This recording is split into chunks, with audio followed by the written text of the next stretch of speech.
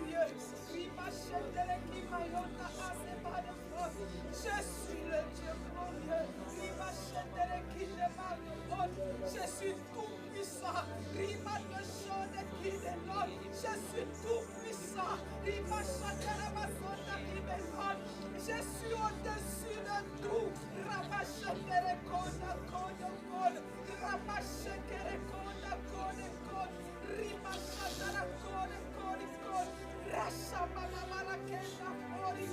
Je suis tout suffisant.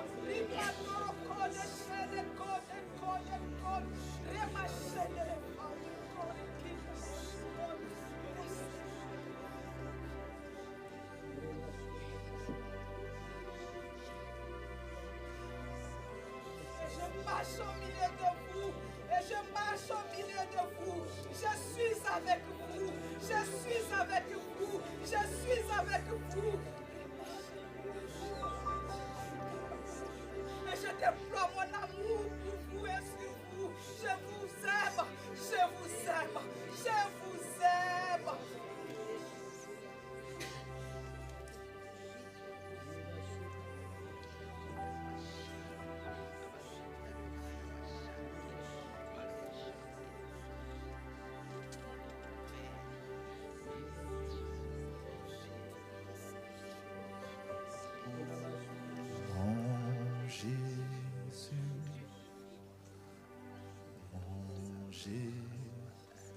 Jésus, je t'aime, je te sais en moi.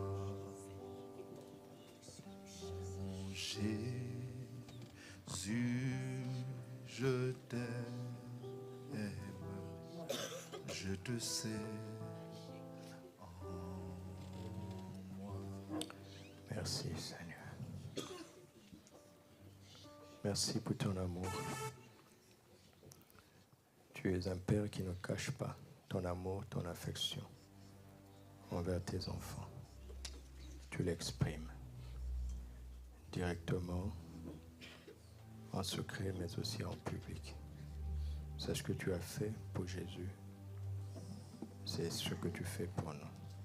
Nous sommes heureux de t'entendre nous dire que tu nous aimes. Et nous voulons suivre ton exemple. Te dire que nous t'aimons en secret, mais aussi te dire que nous t'aimons en public. Alléluia. Est-ce que tu peux dire au Père que tu l'aimes? Le dire audiblement. Ne pas avoir honte de le dire. Nous t'aimons, papa, nous t'aimons. Nous t'aimons, papa. Nous t'aimons, papa. Nous t'aimons. Nous ne voulons plus le cacher. Nous ne voulons plus être timides dans notre amour pour toi. Parce que si tu avais été timide dans ton amour, nous ne serions pas là. Tu n'as pas caché ton amour, nous ne le cacherons plus. Nous t'aimons, Seigneur. Merci. Merci. C'est pour ça que nous sommes là. Parce que nous avons été touchés par ton amour et nous sommes venus aussi te toucher par notre amour. Par ton amour au travers de nous, au travers de nos cœurs. Nous t'aimons, papa.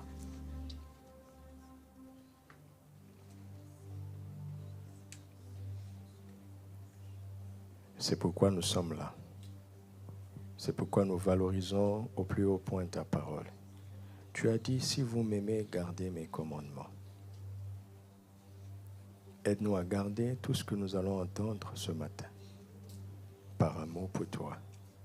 Au nom de Jésus, Amen.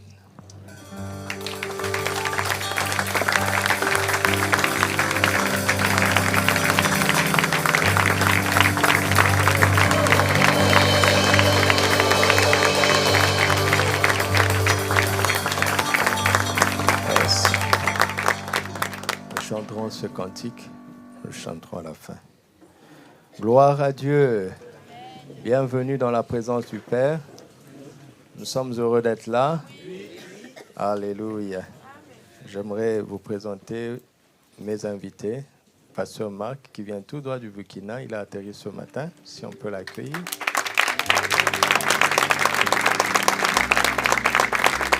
Vous l'avez bien regardé? Quelqu'un lui ressemble. Regardez-le bien. Azaria. C'est le papa d'Azaria. Alléluia. Nous saluons aussi Papa Jean-Pierre. Il est là. Si on peut acclamer Papa Jean-Pierre. Maman Lucie, notre chère maman Lucie qui est là aussi. Alléluia. Bienvenue parmi nous. Nous sommes heureux d'adorer Dieu notre Père ensemble avec vous. Alléluia. Je rappelle les annonces au sujet des enfants, en particulier envers les parents. Il y a une association des parents du dimanche qui a été créée. Si tu emmènes ton enfant ici à l'église, tu fais partie automatiquement de cette association. On t'a choisi, on t'a intégré là-bas. Et un bureau a été constitué parce qu'il faut que nous prenions de mieux en mieux soin de nos enfants. Et on demande aux parents de munir leurs enfants de cahiers des notes. On doit leur apprendre le sérieux dans les choses de Dieu dès le bas âge. Alléluia. Et on demande aux parents de venir à l'heure. Parce que si un enfant est en retard, cela veut dire que les parents sont en retard. Inculquons la ponctualité, le respect dû à Dieu notre Père, à nos enfants, dès le bas âge. D'accord? Venez à l'heure. La leçon des enfants, elle est courte, vous le savez, c'est 15 minutes. Et le reste, on leur apprend autre chose. Si l'enfant vient et qu'il ne reçoit pas la parole, il est passé à côté. L'école du dimanche n'est pas une garderie. Ils viennent pour le culte, n'est-ce pas? Pour louer le Seigneur et apprendre, recevoir la parole de Dieu. Chers parents, venez à l'heure. Amen. Et nous allons mieux organiser l'église. Les locaux les plus propres de l'église doivent être ceux, pas ceux du pasteur, ceux des enfants. Amen. On doit leur apprendre la sacralité du lieu du culte. OK? De la même manière que tu ne joues pas dans cette pièce parce que tu considères qu'il y a la présence de Dieu, nous devons apprendre cela à nos enfants. Nous allons nous impliquer un peu plus pour rendre agréable vraiment les locaux de nos enfants. Et quand vous pensez au tabernacle, ne pensez pas qu'aux grands. Il faudra un temple pour les enfants aussi. Amen. Amen. Réfléchissez un peu. Dans une famille normale, les enfants sont plus nombreux que les parents. N'est-ce pas? Et donc, les enfants doivent être plus nombreux que les adultes à l'église. Est-ce que c'est logique ce que je dis? À moins que tu choisisses de ne pas te marier. Mais comme je vois que tout le monde aspire au mariage ici à cause de l'heure de Cana, ça veut dire que dans 5-10 ans, les enfants seront plus nombreux que nous. Non? Mais il faut voir loin, il faut anticiper ça, il faut le prévoir. Cela veut dire donc, logiquement, dans une église en bonne santé, la salle de culte des enfants doit être plus grande que la salle de culte des grands. Regardez nos églises, ce n'est pas le cas. Ce n'est pas le cas. Où vont nos enfants? Où vont-ils? Ce n'est pas le cas. Donc, nous allons reconfigurer notre vision du tabernacle. Parce que la salle de culte des enfants, dans 10 ans, va dépasser, les enfants vont dépasser notre nombre. N'est-ce pas? Il y a des familles ici. Vous voyez de quoi je parle, non? Vos enfants sont plus nombreux que vous deux. En règle générale, c'est comme ça que ça se passe. Donc on doit être intelligent. Dieu ne va pas tout nous dire. Il nous a donné l'intelligence. Il ne va pas tout nous expliquer quand même. Dans 10 ans, les enfants seront plus nombreux que nous. Et donc si nous pensons qu'à une salle que pour les grands, nous ne croyons pas que les familles vont se multiplier. Vous savez, quand on fait ces choses, on crée une atmosphère telle qu'il n'y aura pas de familles qui vont prier encore pour qu'il y ait des naissances. Parce que l'atmosphère est là. On a créé l'atmosphère. Alléluia. Donc c'est très, très important. Très, très important. Nous allons mettre un accent particulier sur le soin qui est dû à nos enfants. Amen. Gloire à Dieu. Notre premier torrent de l'année sortira la semaine prochaine.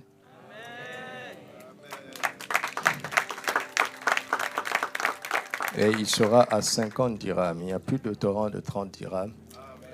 Il sera à 50 dirhams. Et ceux qui veulent participer peuvent l'acheter à un peu plus. Parce qu'on fait beaucoup de bien avec ça par la grâce de Dieu. C'est notre mois du trio triomphant, à savoir la foi, l'amour et l'autorité. Et mon thème ce matin est simple. L'autorité de la foi agissant par l'amour. Dans ce dimanche du leadership, vous savez, l'anglais est en train de coloniser le français. Et ce n'est pas la peine de résister. C'est le sens même du vent. D'accord? Nous devons tous apprendre à parler anglais. Amen. Alléluia. Amen. Pas seulement par un don spirituel, non, par une capacité naturelle. Dans le leadership, un leader, c'est tout simplement un dirigeant.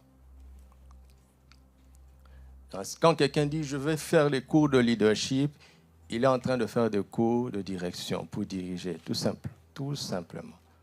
Donc, un dirigeant, c'est celui qui conduit les gens. D'accord? Et le mot biblique du leader, c'est berger. Pas seulement pasteur, mais un berger. Dans le psaume 23, on le voit. Et Jésus est venu, il s'est présenté comme le bon berger. Parce qu'on peut être un berger, mais ce n'est pas sûr qu'on est un bon berger. Alléluia. Et donc, si être un leader, c'est être un berger, être un bon leader, c'est être un bon berger. N'est-ce pas? Et un leader dirige les gens, il guide les gens. Pas seulement par des instructions ou par des techniques, mais aussi par l'exemple. N'est-ce pas? Parce que le berger partage la condition des brebis. Il vit là où vivent les brebis. Il reste avec eux. Ils sont mauvais comme les brebis. Mais Jésus est allé plus loin. Il a dit que le bon berger, il fait quoi? Si tu veux être un bon leader, qu'est-ce que tu dois faire? Tu dois donner ta vie pour les autres. N'aie pas peur, tu n'iras pas à la croix. Mais regardez, on donne nos vies pour nos enfants. N'est-ce pas? Quand les enfants vont à l'école, c'est les parents qui vont à l'école. Tu es obligé de te lever tôt pour le préparer, pour qu'il soit à l'heure. Ce n'est pas toi qui vas à l'école. C'est que des sacrifices tous les jours. Mais quand il y a l'amour, on ne le sent pas. Donc un bon leader, c'est une personne qui dirige par l'amour. Par l'amour et par l'exemple. Et donc l'amour lui donne l'autorité de diriger. Ce qui donne l'autorité de diriger les gens, ce n'est pas un titre. C'est l'amour. Pour être un bon leader, tu n'as pas besoin de titre. Tu as besoin d'aimer les gens. Et s'ils réalisent que tu les aimes, ils vont t'écouter, ils vont te suivre, ils vont faire ce que tu dis. Et donc c'est une belle coïncidence, ce thème, avec la pensée du jour. L'autorité de la foi agissant dans l'amour. Galates chapitre 5. Regardons Galates chapitre 5, versets 4 à 6. La portion se trouve au verset 6, mais pour comprendre le contexte, nous commençons au verset 4. Vous êtes séparés de Christ, Vous tous qui cherchez la justification dans la loi, vous êtes déchus de la grâce. Pour nous, c'est de la foi que nous attendons par l'Esprit l'espérance de la justice. Car en Jésus-Christ, ni la circoncision, ni l'incirconcision n'a de valeur, mais quoi? Qui est agissante. Mettez ce verset dans la version du Semeur. Car pour ceux qui sont unis à Jésus-Christ, ce qui importe, ce n'est pas d'être circoncis ou incirconcis, c'est d'avoir la foi, une foi qui se traduit par quoi? Une foi qui se traduit par des actes inspirés par l'amour. La foi est un élément invisible. Il commence à se voir par des actes. Mais encore faut-il que ces actes soient inspirés par l'amour. La foi agissante dans l'amour. La foi agissante dans l'amour. La foi agissante dans l'amour.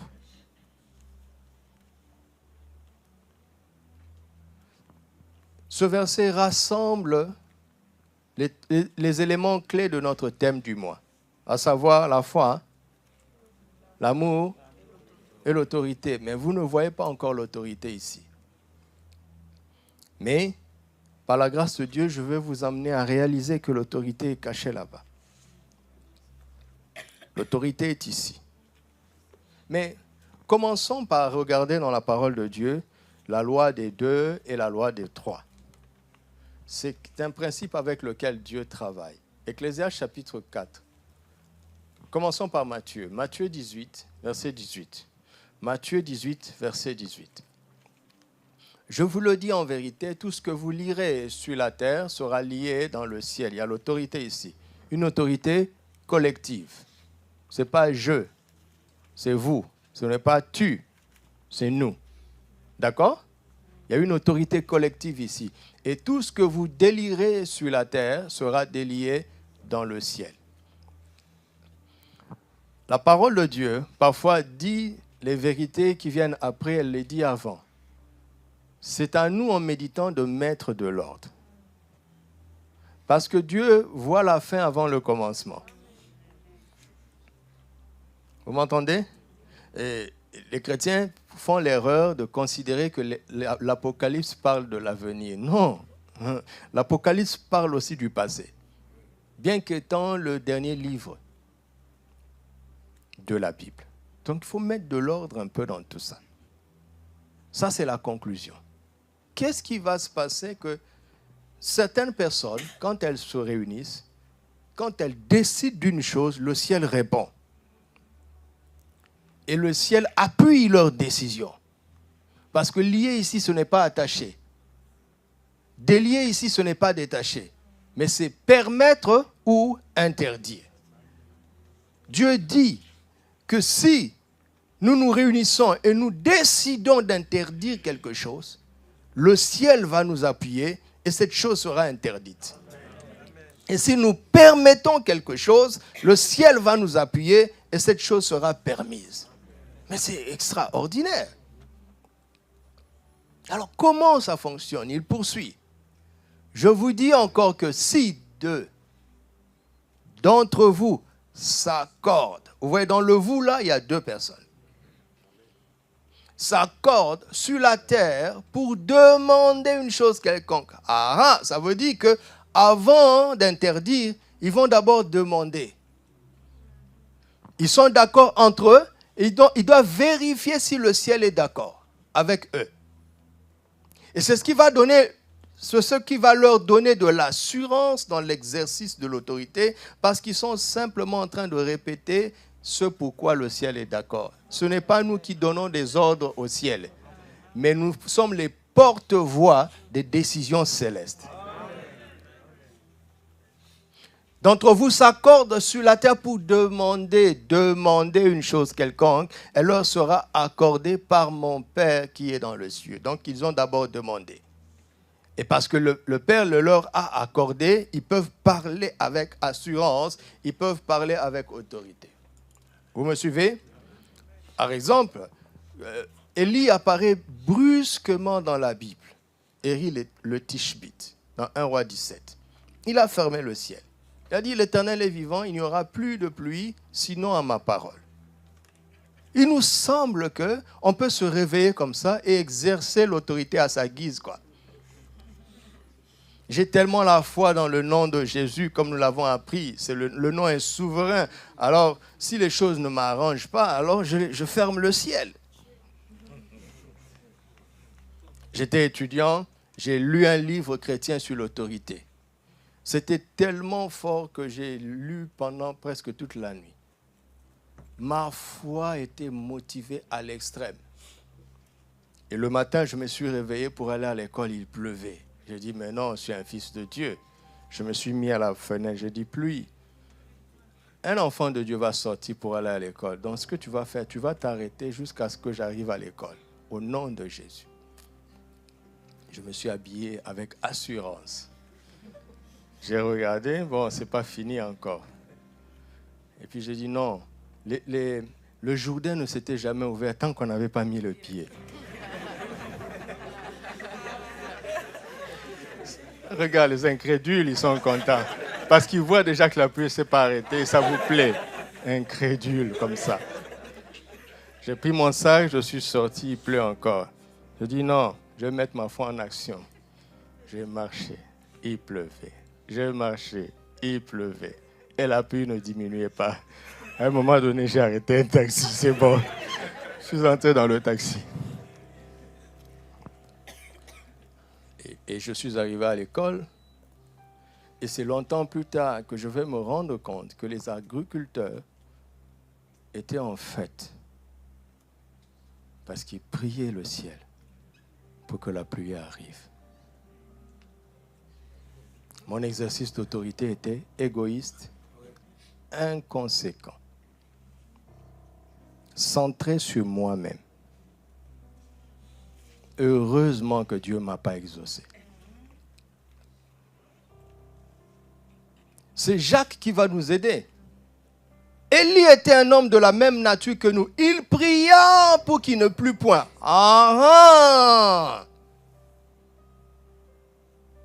Il priait et il a compris que le ciel avait décidé de se fermer. Mais le ciel attendait quelqu'un qui va répéter ça sur la terre. Ça ne venait pas d'Élie. Tu m'entends? Ça ne venait pas d'Élie. Donc, on doit d'abord s'accorder sur la terre et être en accord avec le ciel. Si c'est le cas, ce que nous allons dire, le ciel va le suivre. Amen. Dieu n'est pas notre serviteur, il est notre Seigneur. Amen. Jésus n'est pas ton serviteur. Le Saint-Esprit n'est pas comme Aladdin avec une lampe magique. Le Saint-Esprit est Seigneur. Là où il y a l'Esprit du Seigneur, là, il y a la liberté. Or, le Seigneur, c'est l'Esprit. Le Saint-Esprit n'est pas notre garçon de course. Il est notre Seigneur. Vous voyez, le verset 19 commence avant le verset 18. Verset 20. Car là où 2 ou 3 sont assemblés en mon nom, je suis au milieu d'eux. Oh, Jésus est merveilleux. Il dit, si vous vous accordez à 2, moi je viens au milieu, on devient 3. Si vous vous accordez à 3, je viens au milieu, on devient 4.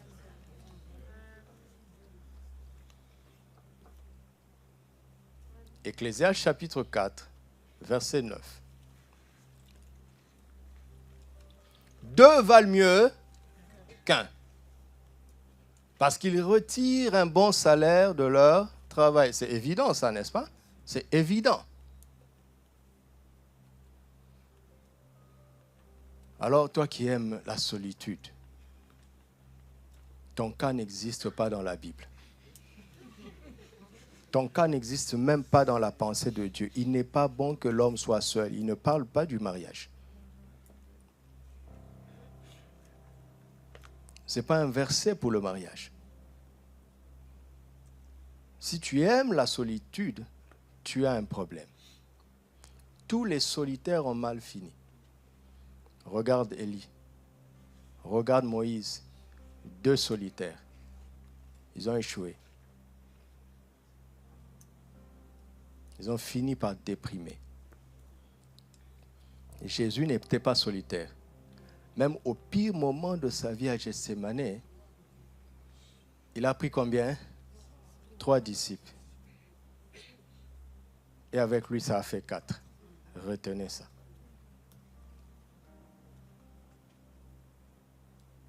Continuons. Car s'il tombe, l'un relève son compagnon. Ah, je comprends pourquoi tu aimes être seul. Parce que tu veux cacher tes défauts. Je te parle? Ah oui. Qui n'a pas de défaut ici qui lève la main? Je suis dans l'assemblée des saints? Non, je vais reposer la question. Qui n'a pas de défaut ici qui lève la main? Vous avez entendu ma question? Je vais la poser autrement. Qui a un défaut ici qui lève la main? C'est tout le monde. Ah, ça veut dire que si tu donnes accès à une personne à ta vie, il va voir ce qui sent mauvais. Mais il va t'aider à te relever. Il n'est pas là pour te critiquer. Enfin, en principe, c'est ce qui doit être le cas. Les solitaires sont des cachotiers. Je répète, les solitaires sont des cachotiers. Les solitaires sont des orgueilleux.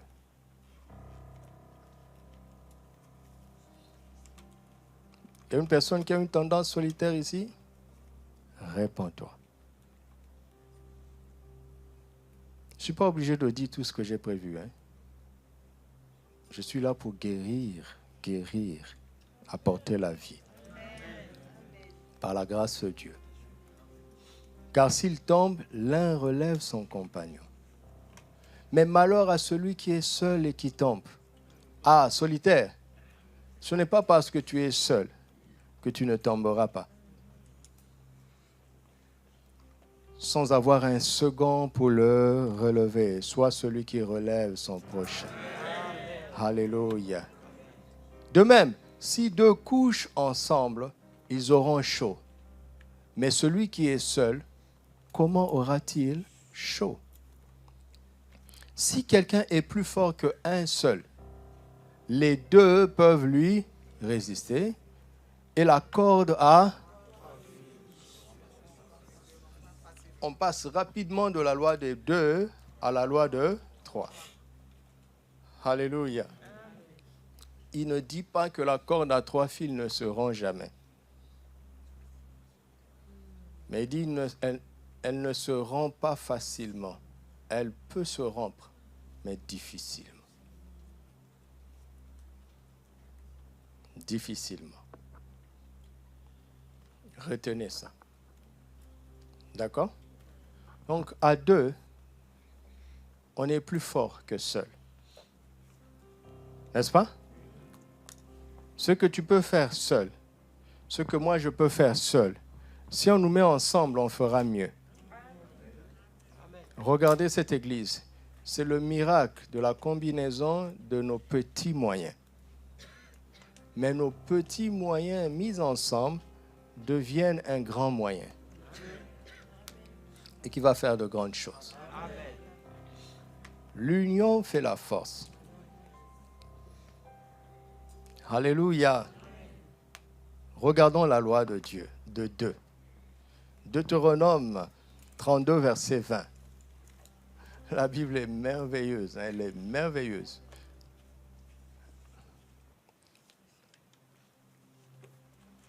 Verset 30. Voilà. comment un seul en poursuivrait-il 1000 et deux mettrait-il en fuite combien?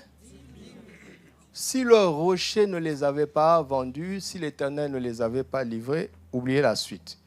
Un chasse combien? 2 chasse combien? Regarde.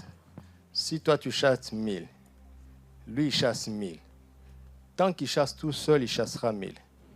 Tant qu'il chasse tout seul, il chassera 1000. Mais s'ils les mettent ensemble, ils ne chasseront pas 2000.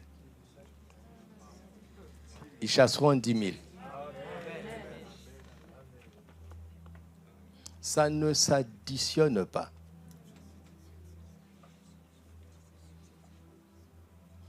Dieu ne fait pas des additions.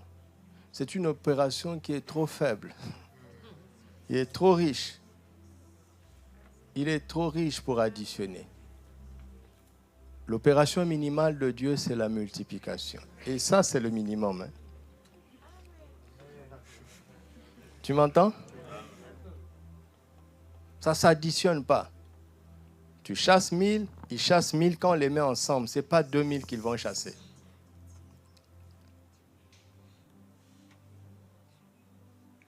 C'est 10 000. Regardez. Pour passer de 1000 à 10 000, qu'est-ce qu'il faut faire? Il faut multiplier par 10. Quand tu fais 1 plus 1, le résultat, c'est fois 10.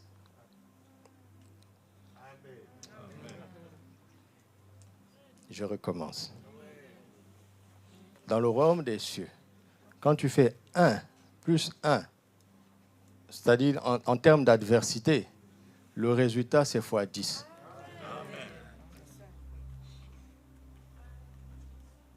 Lévitique 26, verset 8. On va jouer un peu à l'arithmétique. D'accord? Regardez. Regardez avec moi. Regardez le texte. 5 d'entre vous poursuivant combien? 100. Et 100 d'entre vous poursuivant combien? 10 000. Quelle est l'opération qui est cachée ici? J'aurais aimé avoir un tableau, faire un peu l'instituteur de l'école primaire. Dans Deutéronome 32, 30, on avait 1 et 2. Ici, on a 5 et 100. Mais on peut faire en sorte de revenir aux proportions 1 et 2. Regardez. Si 5 poursuivent 100, d'accord? 1 va poursuivre combien? 20. N'est-ce pas? Retenez ça. Si 100 poursuivent 10 000, 2 vont poursuivre combien? Tu divises 100 par 50, ça fait 2. N'est-ce pas? Tu divises 10 000 par 50, ça fait 200. Pour passer de 20 à 200, on multiplie par combien? Par 10. On a retrouvé Deutéronome 32, 30.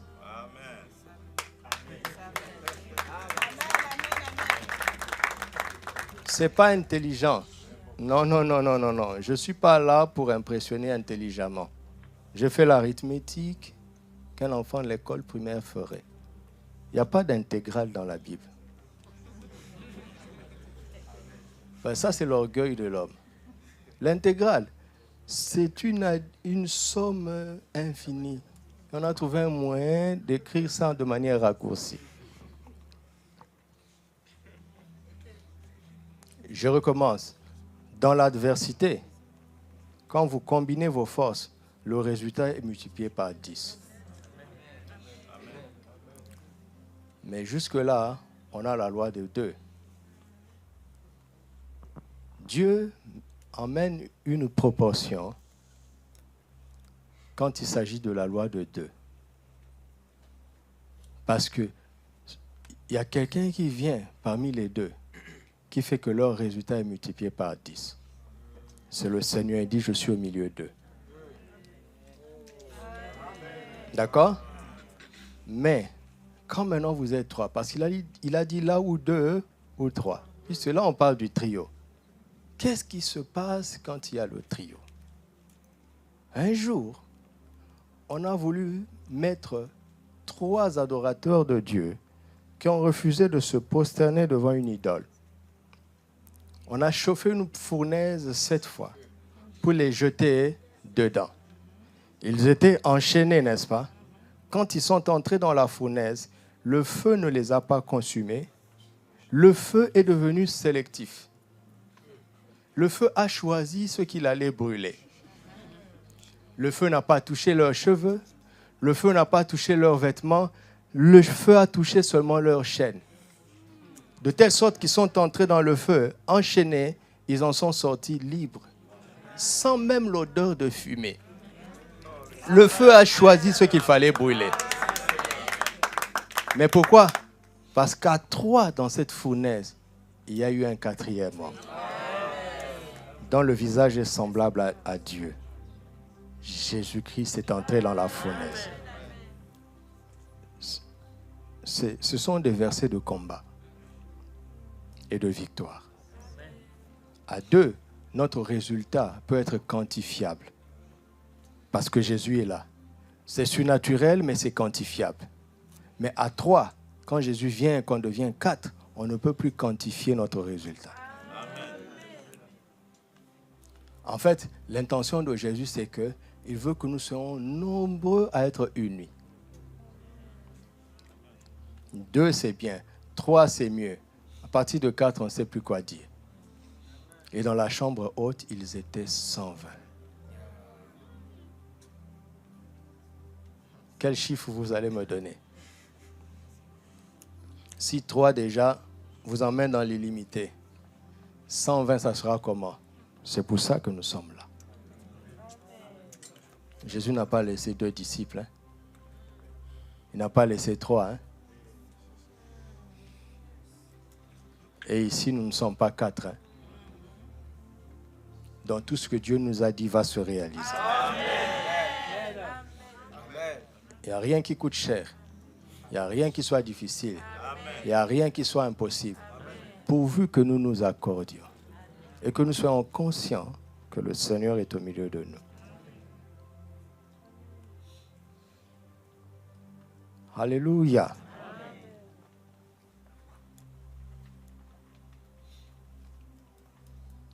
Revenons à ce trio maintenant. La foi, l'amour et l'autorité. Nous allons regarder d'abord ce qui se passe quand il y a la foi ou l'amour. Après, nous allons terminer en voyant ce qui se passe quand il y a la foi et l'amour.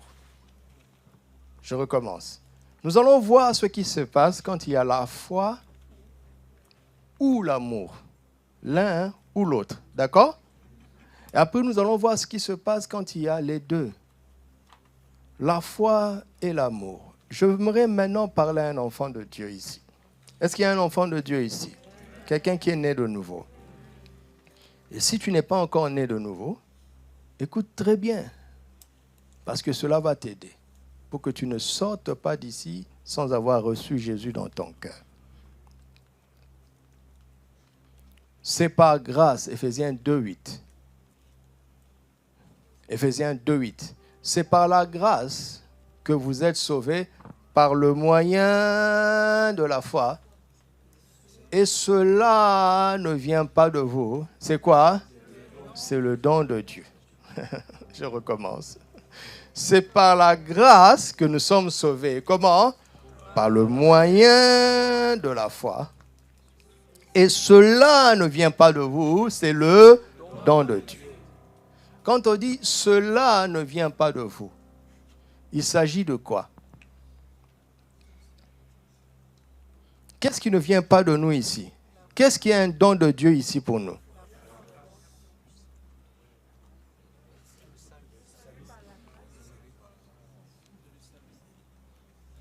C'est par la grâce que vous êtes sauvés. Par le moyen de la foi. Et cela ne vient pas de vous. C'est le don de Dieu. Qu'est-ce qui ne vient pas de nous?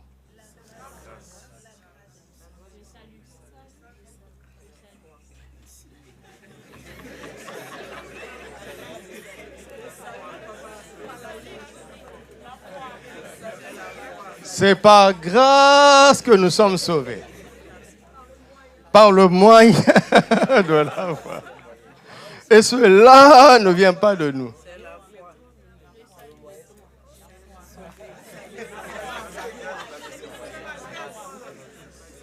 C'est comme ça que je médite. Je peux rester 3 heures là. De toute façon, je suis un esclave. Je suis à temps plein.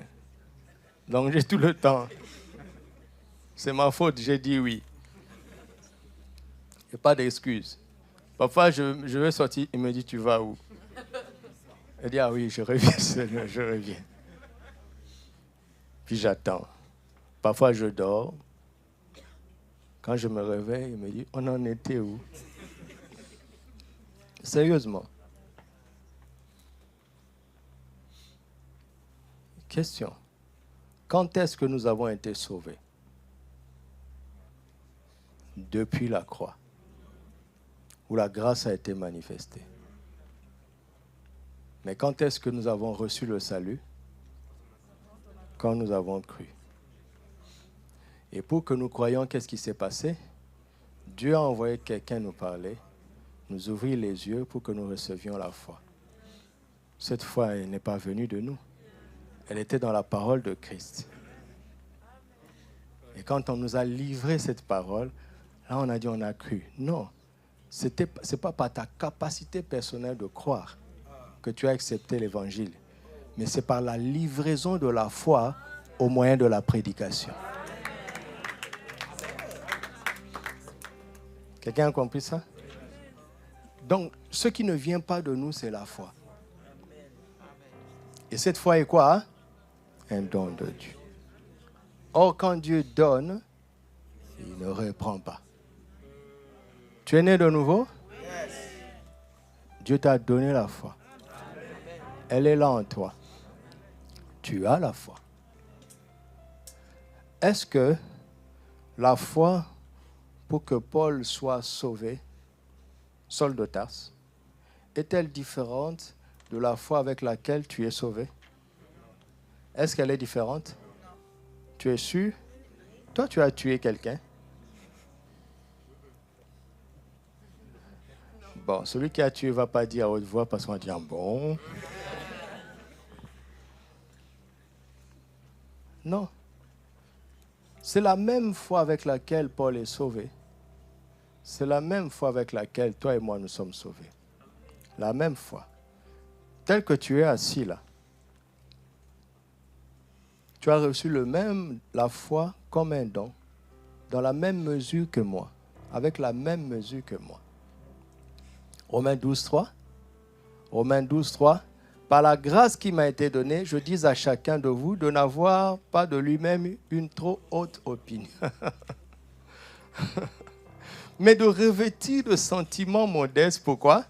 Selon la mesure de foi que Dieu a départie à qui? Regarde, si tu avais été prostitué, oui. Et que l'autre ne connaissait même pas l'impudicité, mais que les deux ont reçu Jésus.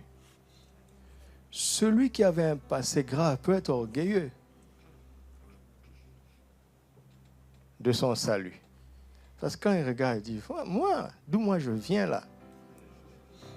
Non, mais Dieu a dû travailler dur pour me sauver. Mais toi, tu étais plus propre. Ou bien l'autre peut dire, mais moi, je n'ai pas coûté grand-chose à Jésus. Moi, j'étais juste à côté du ciel.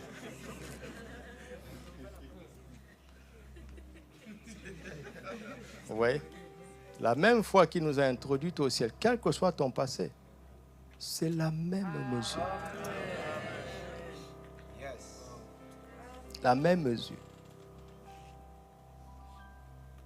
Et quand on dit aux gens de témoigner, on dit, mais moi, je n'ai pas grand-chose à dire.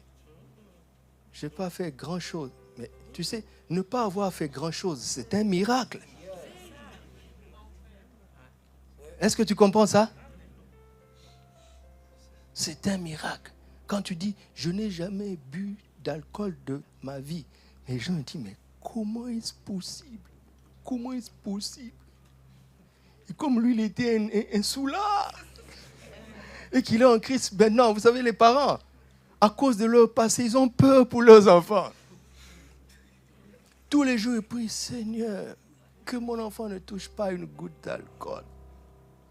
Sinon, il va devenir comme moi. Dieu lui dit, mais aujourd'hui, tu es où? N'aie pas peur. Ne prie pas par la peur. Mais quand on entend quelqu'un qui dit, il n'a jamais touché une goutte d'alcool, et puis il vient et dit, est-ce que tu peux être le parrain de baptême de mon fils? C'est quoi l'intention cachée? Montre-lui comment on fait pour ne jamais toucher à l'alcool. Donc, c'est édifiant. N'avoir rien fait être sauvé est tout aussi édifiant que d'avoir fait beaucoup de choses et d'être sauvé. Ton témoignage va aider quelqu'un. Il n'y a pas de petit témoignage. Quelqu'un en a besoin. Tu comprends?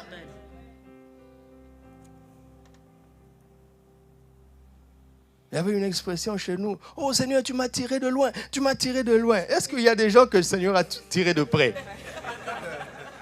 Il y en a? Il y en a?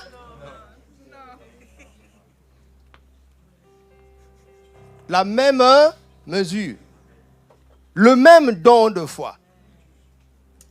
Mais je dois continuer pour convaincre quelqu'un. Éphésiens chapitre 4, verset 6. Éphésiens 4, verset 6. Verset 5. Il y a un seul Seigneur. Et il y a quoi?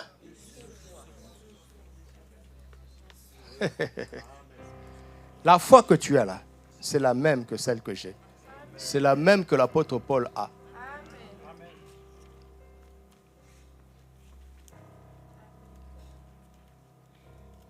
Alléluia. Amen.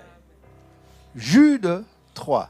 Jude, le verset 3. Bien-aimés, comme je désirais vivement vous écrire au sujet de notre salut commun, je me suis senti obligé de le faire afin de vous exhorter à combattre pour la foi qui a été transmise aux saints quand?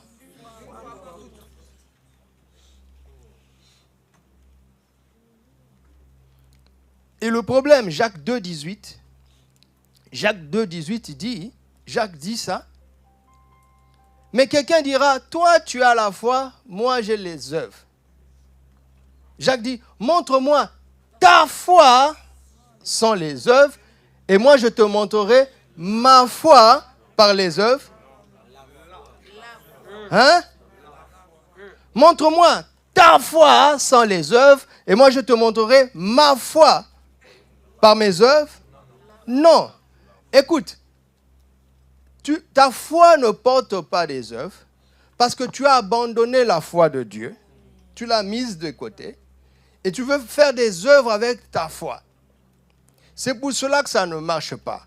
Nous autres qui avons compris que cela ne vient pas de nous, cela est un don de Dieu, cette foi est un don de Dieu, nous l'avons accepté et nous laissons cette foi produire des œuvres. Tu ne peux pas avoir la foi sans les œuvres. Si tu as la foi sans les œuvres, c'est parce que tu as abandonné la foi au profit de ta foi. Et aujourd'hui, on a la foi catholique, la foi protestante. C'est pour cela que ça ne fonctionne pas. La foi biblique n'est ni catholique ni protestante. C'est la foi de Dieu qu'il a offert comme un cadeau à un homme. Et cette foi de Dieu-là, elle n'a pas besoin de grandir. Quand les disciples ont dit, augmente-nous la foi, Jésus dit, mais quelle prière insensée. Si vous avez une petite foi, c'est-à-dire dans sa plus petite mesure, elle suffit pour faire l'impossible.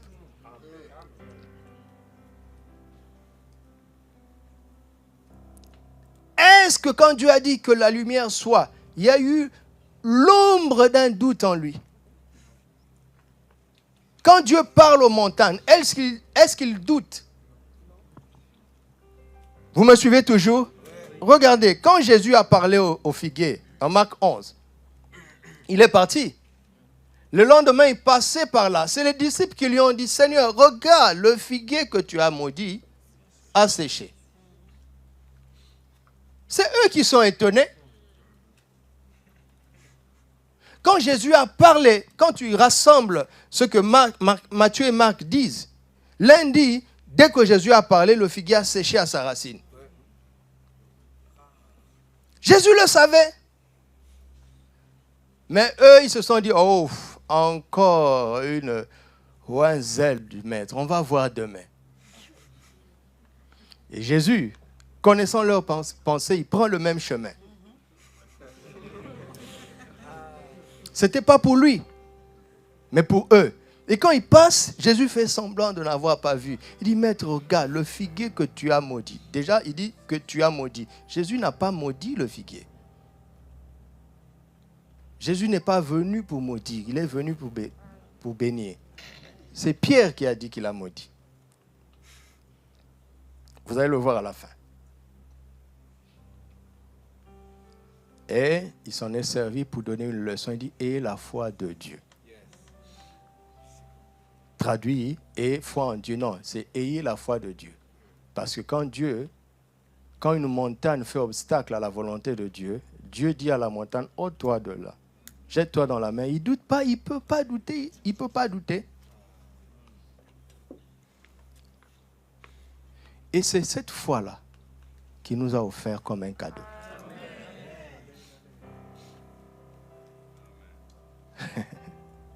Abandonne ta foi. Dis à ton frère, abandonne ta foi. Tu douteras forcément un jour. Avec ta foi, tu douteras un jour. Avec ta foi, tu n'auras pas de résultats. Mais avec la foi de Dieu, tu ne peux pas échouer, tu ne peux pas douter. Quand ça te prend, c'est après que tu réfléchis. Tu as parlé dans l'assurance. Après, quand tu rentres à la maison, tu dis, Seigneur, pourquoi tu m'as fait dire ça?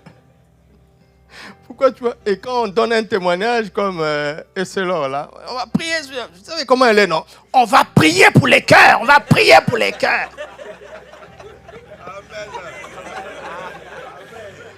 Et quand elle est rentrée dans sa chambre, elle dit, mais qu'est-ce qui m'a pris même?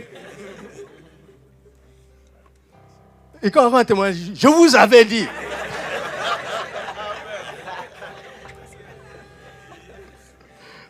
C'est là, ça t'est arrivé, non? Ça nous arrive, nous tous. C'est pour dire que ce n'est pas notre voie.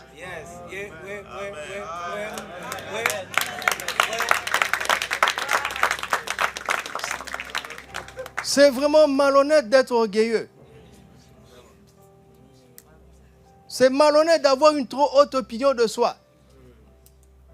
Cette mesure-là ne vient pas de toi. La première fois que je l'ai expérimenté, j'étais un jeune serviteur de Dieu, ouvrier dans notre département, et une sœur de notre département d'évangélisation a fait une crise de douleur abdominale atroce.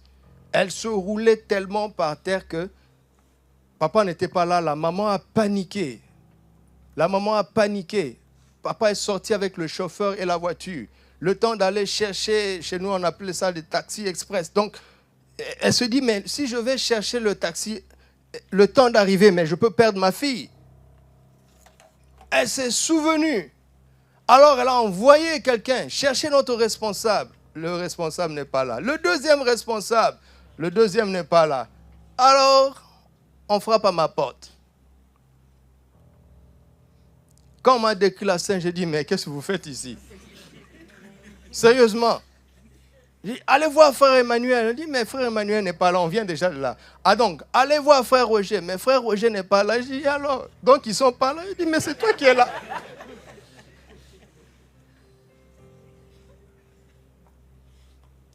Et j'ai vu la maman courir maintenant. Elle criait.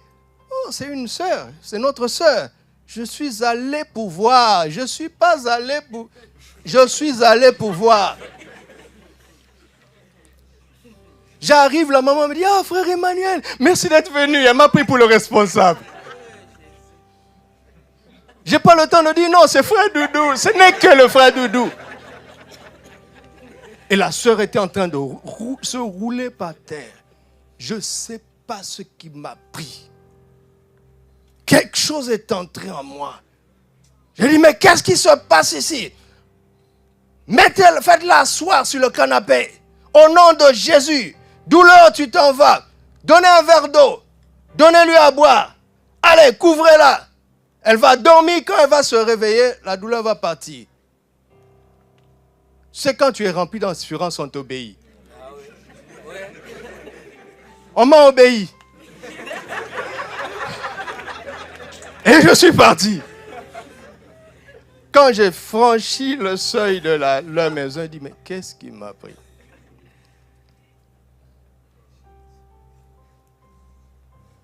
J'ai dit, je dois continuer à prier en langue.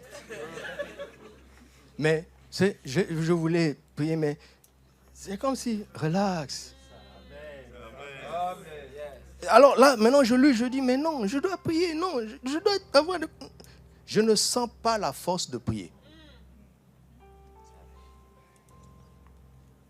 Et puis je commençais à me dire, mais peut-être qu'il faut aller dire à la maman, je peux aller chercher le taxi à leur place. Je vous assure, un peu plus d'une heure, parce que je n'étais pas bien.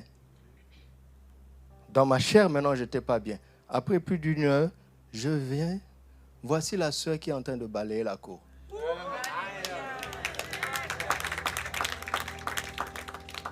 Qu'est-ce qui s'est passé? Ça ne vient pas de moi. La prochaine fois maintenant, je dis, je suis un expert. Je suis allé confronter avec ma foi. Rien ne s'est passé. C'est ça notre problème?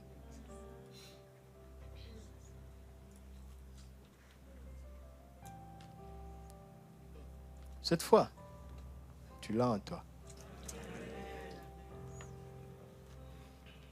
Je vous ai convaincu? Elle est très sainte. Elle est parfaite. Elle est pure. Elle n'a aucun doute en elle. Parce qu'elle est très sainte.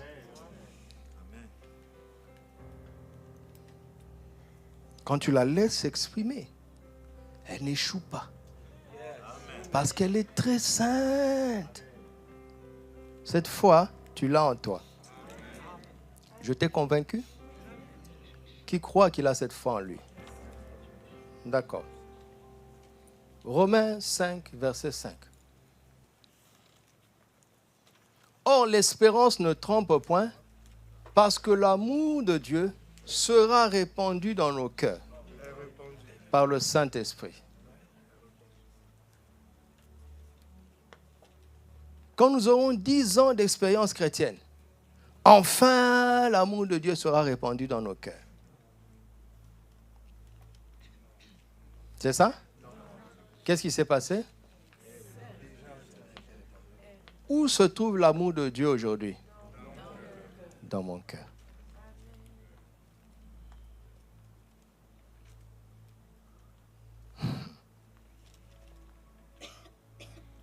L'amour de Dieu. L'amour avec lequel Dieu aime les gens se trouve où?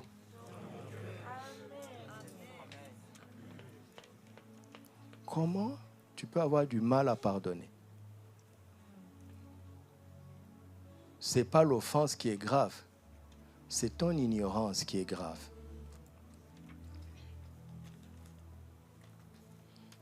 Qui a déjà été offensé plus que Dieu?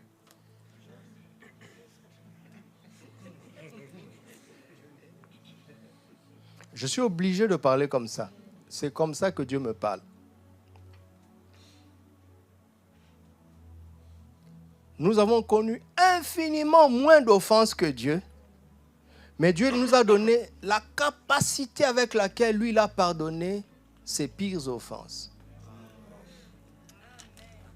Il t'a donné ça pour pardonner une insulte, pour pardonner une négligence, pour pardonner un mépris.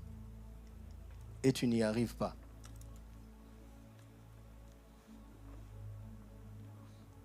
Soit tu es terriblement méchant, soit tu es terriblement ignorant.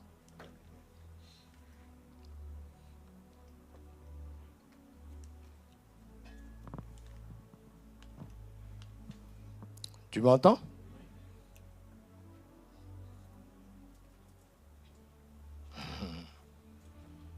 La foi ou l'amour, les deux sont en nous. D'accord? Maintenant, on va avancer. La foi et l'amour. Je veux vous montrer comment ils se rencontrent. On a lu Romains 5:5, non? Commençons au premier verset. Étant donc justifiés par la foi,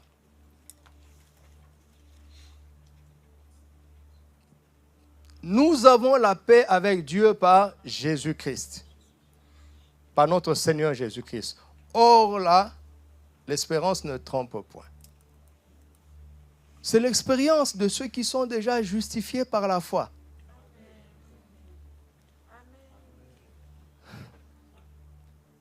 Quand on te parle de l'amour de Dieu pour ton salut, n'est-ce pas? Dieu a tant aimé le monde qu'il a donné son Fils. On nous a présenté l'amour de Dieu, n'est-ce pas? Et ce message a emmené la foi. Quand on a reçu cette foi dans notre cœur, on a cru en Jésus, on est sauvé. Et qu'est-ce que Dieu fait? Après le salut, lui, il vient, il déverse maintenant son amour dans notre cœur. Celui qui est né de nouveau reçoit ces deux cadeaux. La foi et l'amour. Si tu as la foi, tu as l'amour.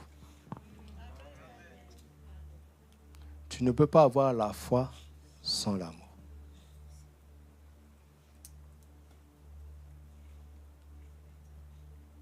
On ne prie pas pour recevoir l'amour de Dieu. Quand tu commences à prier pour ça, c'est trop tard. Tu l'avais déjà. Seulement tu ne le sais pas. Vous me suivez? Maintenant, dans cette vie, c'est qu'on peut choisir d'utiliser l'un ou l'autre. Commençons par le premier cas de figure, la foi sans l'amour. J'ai les deux, hein? Vous me suivez? Vous me suivez? Vous êtes avec moi? J'ai les deux. Mais moi, je choisis de fonctionner seulement avec la foi. Vous savez pourquoi? Parce que j'ai entendu Dieu dire, tout est possible à celui qui croit. On dit, mais si tout est possible, l'amour, on peut le mettre de côté. Ça va me servir à quoi déjà? En plus. Hein? Quelle est l'utilité de la foi? OK? Non. Quelle est l'utilité de l'amour si la foi me permet de tout faire? Si la foi me fait que rien n'est impossible, je n'ai besoin de rien de plus. Pourquoi vous me regardez comme ça aujourd'hui? Vous aimez quand on parle des anges, d'onction, des choses subjectives?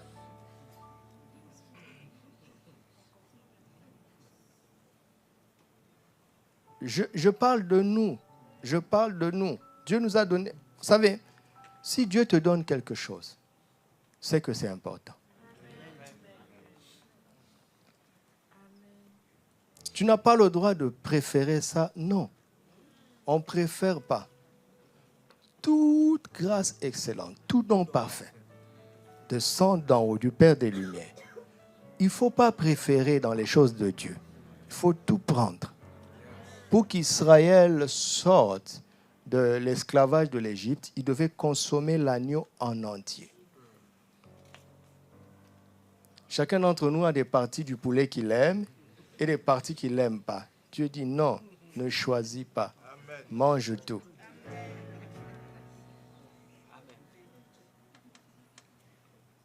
Et notre faiblesse, c'est parce qu'on choisit. On a des préférences dans la parole de Dieu. On a des préférences. C'est pourquoi Dieu nous a donné la vision plénitude de vie. Ce n'est pas une philosophie. C'est un mot d'ordre que j'ai reçu. Personne ne me l'a dit. Quand on t'envoie, on te donne un ordre, non? On te donne une mission. C'est la mission qu'il m'a donnée. Elle est trop grande pour moi. C'est pour ça que j'ai besoin de vous. Nous allons accomplir ça ensemble. Dieu m'a donné 2 choses. Regardons ce qui se passe quand je préfère une seule chose. En l'occurrence, ici, la foi. D'accord? Regardons ce qui se passe. 1 Corinthiens 13. 1 Corinthiens 13. Verset 1. Quand je parlerai les langues des hommes et des anges. Vous voyez, le frère qui m'aide à afficher est un prédicateur. C'est pour ça que c'est facile. Là, je parle, il est déjà positionné. Maintenant, vous avez vu, il a commencé au verset 2. Parce que pour lui, la foi se trouve au verset 2. Si je te fais de compliments, j'ai aussi le droit de te critiquer un peu. Regarde le verset 2, mets le verset 2. Quand j'aurai toute la foi jusqu'à transporter les montagnes. Puisque la foi est explicite ici, on pense qu'ailleurs, il n'y a pas de foi. Verset 1. Hier, certains étaient au bord du parler en langue. Ils ne l'ont pas fait parce qu'ils n'ont pas la foi. C'est par la foi qu'on parle en langue.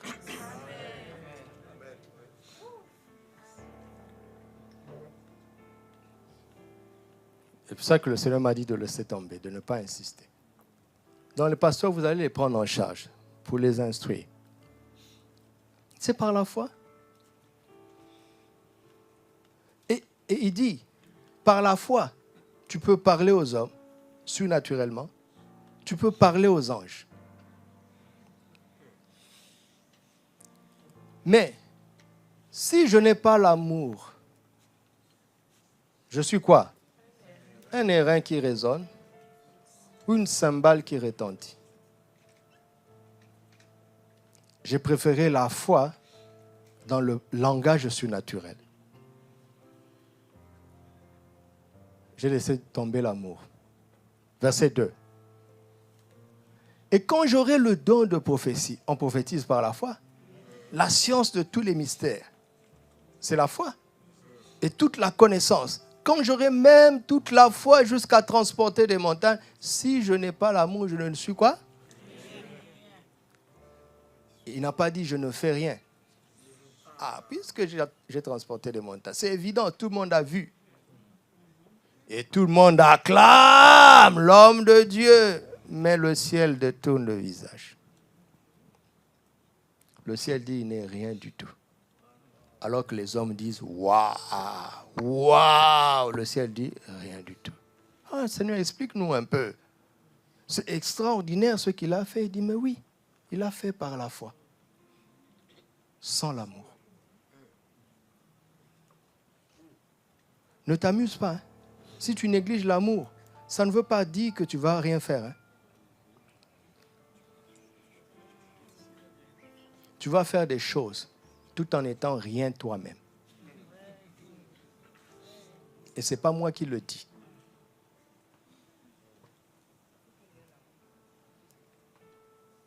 Donc, la foi sans l'amour me valorise à partir du faire. Ça devient dangereux. Donc, le jour où je ne fais rien, je trouve que je ne suis pas important. Alors, je vais provoquer des séminaires, des campagnes d'évangélisation. C'est comme ça que les grands évangélistes ont perdu leurs femmes et leurs enfants. Allez regarder, ils divorcent. Parce que ils sont devenus ivres des miracles. Pourquoi? Parce que les miracles attirent la gloire des hommes. Il y a un évangéliste, il avait une campagne d'évangélisation par semaine dans le monde. Une par semaine. C'est-à-dire que par an, il ne gagnait pas moins de 100 000 âmes. Mais il est en train de remplir le ciel. N'est-ce pas? C'est merveilleux. Mais Organisez une campagne d'évangélisation dans le monde. Parfois, c'est aux États-Unis. Une fois, il a fait aux États-Unis. La semaine d'après, en Inde. La semaine d'après, au Nigeria. La semaine d'après, à Londres. Quand est-ce que sa femme va le voir? Quand est-ce que ses enfants vont le voir? Et sa femme est tombée dans la dépression. Un de ses enfants est tombé dans l'occultisme. Papa est absent. Les enfants commencent à dire, Jésus a volé notre papa. Depuis quand Jésus vole? Et un des grands, des pères, des pasteurs l'a appelé, il dit, jeune homme, viens, assis-toi. On voit que Dieu travaille avec toi. Mais tu as pris une mauvaise direction. Il est parti, il dit, ce papa-là est jaloux de lui. Parce qu'il n'a pas d'onction. C'est quoi l'onction? C'est quoi l'onction? Mais quand la femme va demander le divorce, et le monde ne joue pas avec ça, tous les journaux du monde ont publié, avec des insultes. Parce que quand même, il est en train de piller l'enfer. Satan n'est pas content. S'il a une occasion de le discréditer, il va empêcher ça. Et nous aussi, l'Église, nous aussi, on commence à critiquer. Il ne faut pas faire ça. Il ne faut pas faire ça. Mais des années plus tard, quand il est rentré en lui-même et qu'il s'est humilié, il va expliquer. Il dit, mais quand je rentre à la maison, je suis un homme ordinaire. Ma femme et mes enfants connaissent mes défauts. Souvenez-vous de l'introduction du message. Quand il rentre à la maison, on ne dit pas « Oh, l'homme de Dieu est venu ». Donc, il se sentait rien à la maison et quelqu'un dehors. Donc, qu'est-ce qu'il va faire? Il a tendance à aller dehors. Il se valorise par le faire.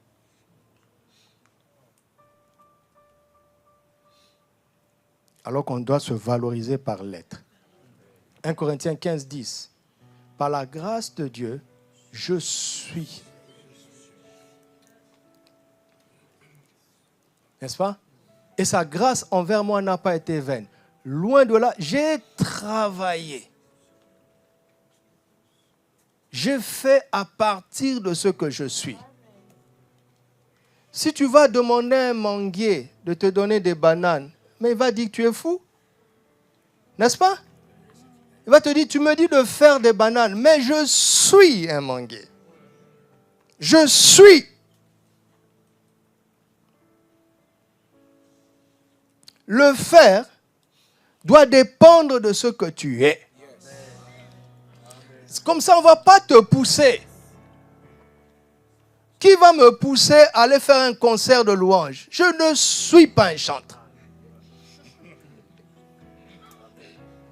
Je sais qui je suis.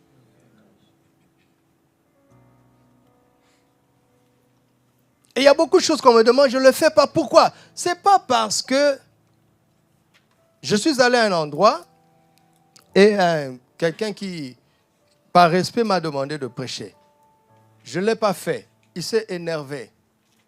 Mais je ne l'ai pas fait pas parce que c'est une mauvaise église. Mais non!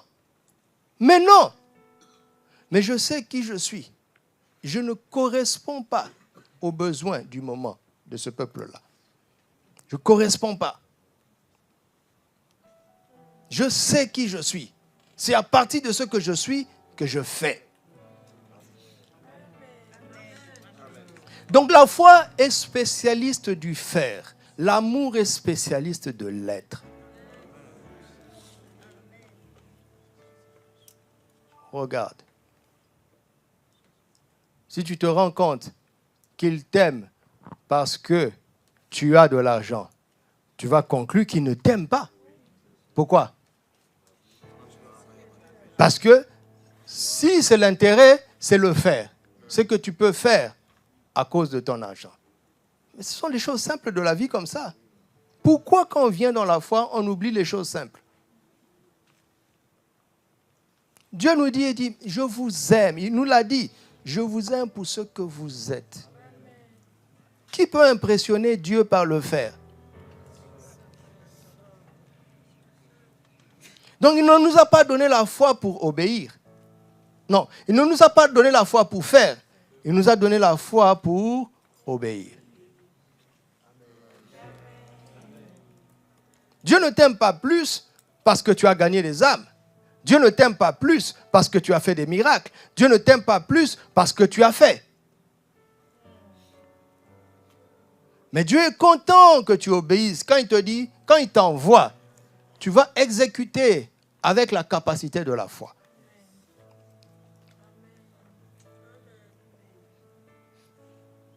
Vous m'entendez?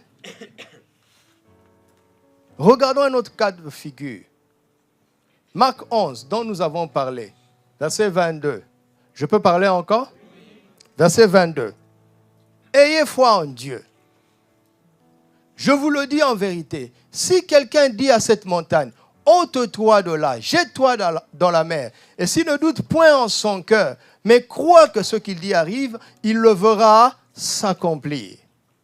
C'est pourquoi je vous dis, tout ce que vous demanderez en priant, croyez que vous l'avez reçu et vous le verrez s'accomplir. Et lorsque vous êtes debout, faisant votre prière, regardez l'intelligence de Jésus, l'intelligence de Jésus. Regardez l'intelligence de Jésus. Il commence par dire l'exploit que nous pouvons faire par la foi, et puis il poursuit en disant tout ce que vous demanderez. C'est-à-dire que vous avez demandé, Dieu vous a dit que vous pouvez le faire, c'est pour ça que vous le faites. Maintenant, il recule encore, il dit, mais pendant que vous êtes debout pour faire votre prière, parce que vous êtes en train de vouloir demander l'instruction de la foi qui va faire déplacer les montagnes. Si vous avez quelque chose contre quelqu'un, pardonnez.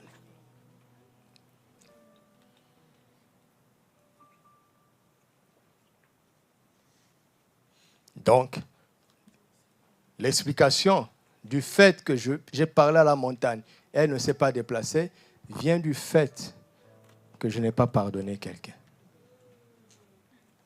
Et si je n'ai pas pardonné, j'ai refusé de faire preuve d'amour. Vous voyez? La foi sans l'amour. Au début, la foi sans l'amour fait qu'on n'est rien. Mais si on persiste, la foi sans l'amour fait qu'on ne peut rien. À un moment donné, ça ne va plus fonctionner. Et on doit se regarder en face et se dire la vérité. À un moment donné, ça ne va plus fonctionner. Parce que Dieu ne veut pas nous perdre. Mais l'homme, dans sa nature, a tendance à se valoriser à partir des témoignages passés. Ça ne fonctionne pas aujourd'hui, mais vous et moi, vous savez qu'il y a 23 ans, quand je ressuscitais les morts, ça au moins vous ne pouvez pas douter, je l'ai fait. Oui, mais aujourd'hui on ne voit rien. Taisez-vous, je l'ai fait. Mais pose-toi un peu la question, pourquoi tais-toi? Toi, tu es né d'avant-hier, tu veux nous enseigner, apprendre des choses. Si tu t'entêtes, Matthieu 7, verset 21. Et ça, c'est fatal. Parce que ça, ce n'est plus sur la terre. Ceux qui me disent, Seigneur, Seigneur, arrêtons-nous d'abord là. Si tu as dit Seigneur, c'est que tu as cru. Et ne vous amusez pas avec ça.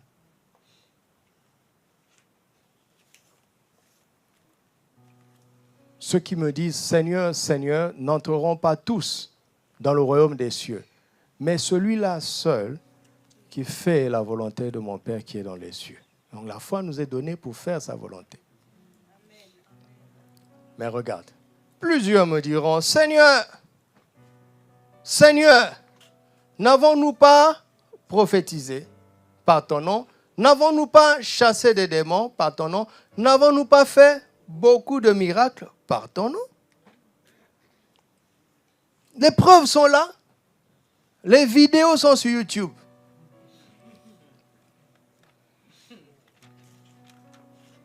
Et la réponse? Alors je leur dirai ouvertement,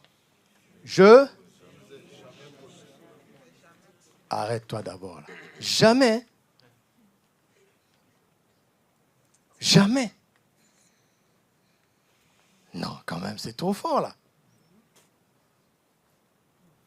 Tu ne nous as jamais connus. Si tu avais dit que tu as cessé de nous connaître à partir d'un moment, ça au moins ça va. Jamais.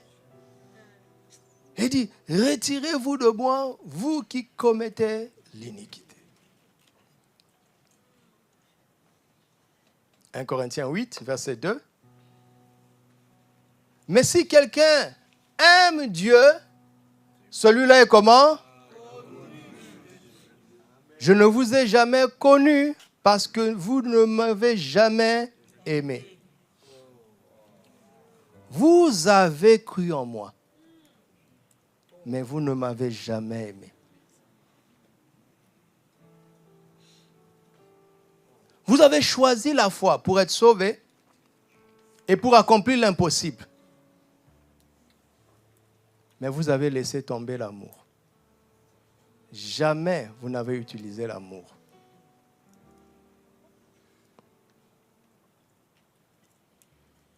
Et à cause de cela, vous commettez l'iniquité. Mais hypocritement, les gens ne le voient pas. Mais Jésus a dit, si vous m'aimez, gardez mes commandements.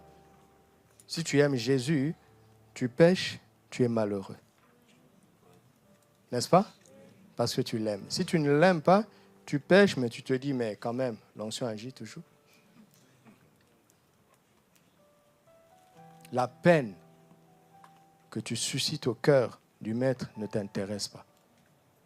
Tu ne l'aimes pas.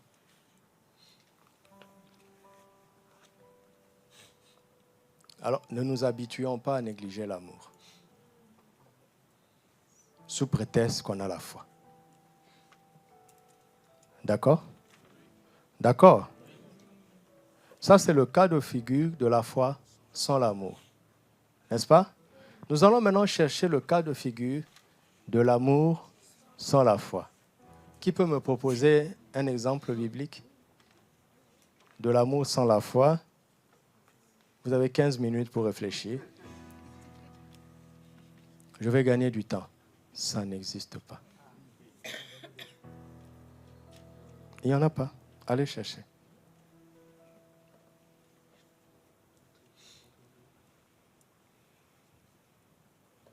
Quand Dieu a répandu l'amour de Dieu dans nos cœurs au verset 5, c'est parce qu'il y avait déjà la foi. J'ai beaucoup d'autres versets, mais à cause du temps, je fais économie de versets. Ça n'existe pas.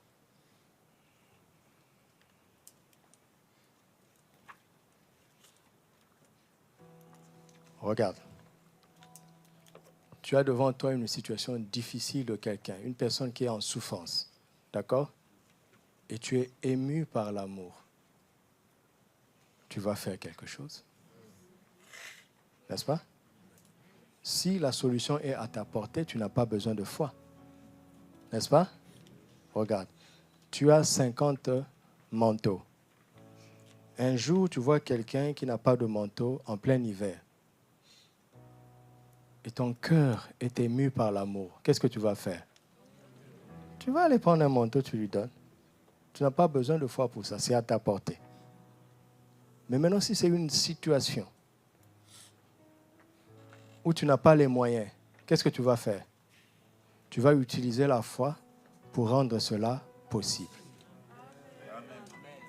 Pour rendre ce qui est impossible chez l'autre, tu vas le rendre possible par la puissance de la foi que tu as. Mais pour utiliser cette puissance de la foi, il a fallu que tu sois ému par l'amour. C'est ce qu'on appelait pour Jésus être ému de compassion. La compassion, c'est un savant mélange entre l'amour et la foi de Dieu dans le cœur de son enfant. De telle sorte qu'on ne sait pas si c'est la foi ou l'amour. C'est les deux en même temps. Et quand ça se marie à merveille, ça s'appelle la compassion.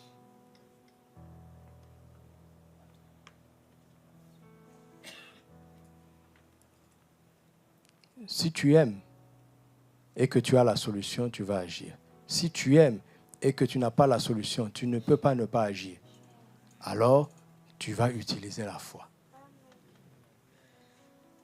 que tu as déjà.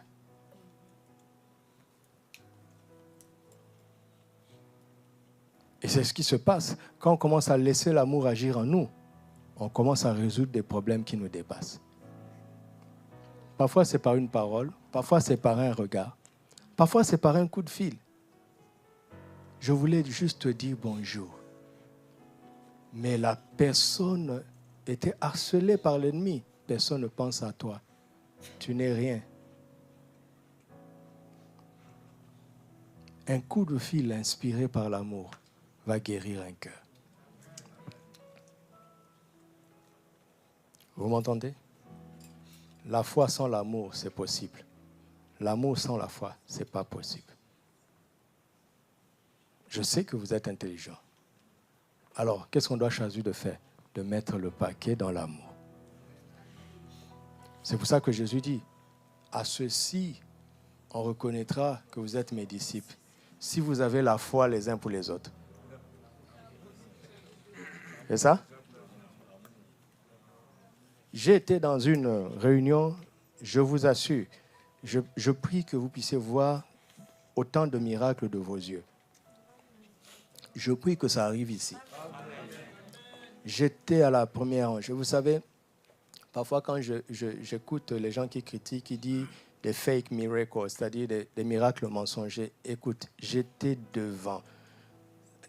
Un enfant qui ne respire pas, n'est-ce pas, qui est sous bonbonne, l'enfant ne peut pas faire semblant. Un adulte peut faire semblant. Un enfant qu'on a porté, il est sous bonbonne, sous assistance médicale.